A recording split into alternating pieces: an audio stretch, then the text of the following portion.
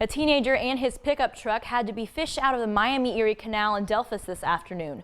Just after 12 p.m., Delphos first responders were called out to Stadium Park for a vehicle that has driven into the canal. The driver, 18-year-old Jake Stollenkamp of Delphos, was able to get out of the vehicle on his own, and a tow truck was used to pull the truck from the water. According to the police department, witnesses saw Stollenkamp driving at a high rate of speed and recklessly around the Stadium Park. Stollenkamp has been charged with being under the influence of alcohol and/or drugs. The fire department deployed booms in the canal to stop any fuel that leaked from going into the river. The Ohio governor's office will be up for grabs in 2018, and one of the Democratic candidates made an appearance this evening at the Allen County Democratic Party's annual spring dinner. Serving as the keynote speaker of the night, State Senator Joe Schiavone represents the 33rd Senate District. He had previously served 2 years as Assistant Senate Democratic Leader of the Ohio Senate. Schiavone says with his experience as a state legislator, he has what it takes. Everybody's really engaged now because they want to see some change in the state. They want to see somebody new. They want to be engaged with somebody they can trust. And I think that that's really important. It's just building that relationship, building that trust, and talking in a way that everybody can understand. You know, politicians tend to try to speak over people's heads and try to act smarter than they are. You don't do that. You try to bring their voices to the State House because we are representatives of the people. And if you don't do that, you know, I think that people are starting to hold politicians' feet to the fire, and it's really important. So far, 2 other people are also on the Democratic Party ticket for governors, including Connie Pillich and Betty Sutton.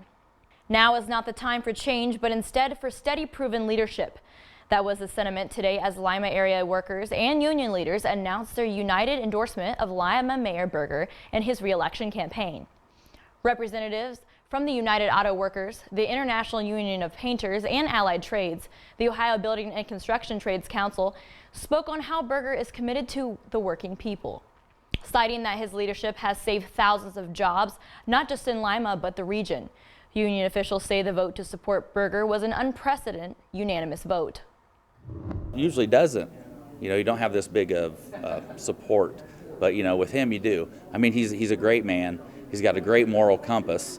You know, on top of that, you know, he's not your typical politician. You know, he cares for this community. He doesn't care as much as our buddies down in Columbus. He cares about this community, and he puts that first.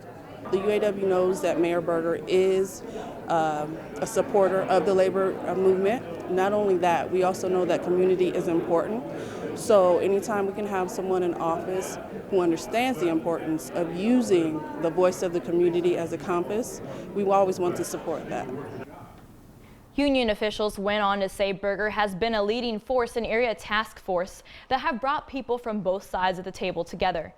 Berger believes there is no partisan solution at the local level and that bringing stakeholders together is the key to success.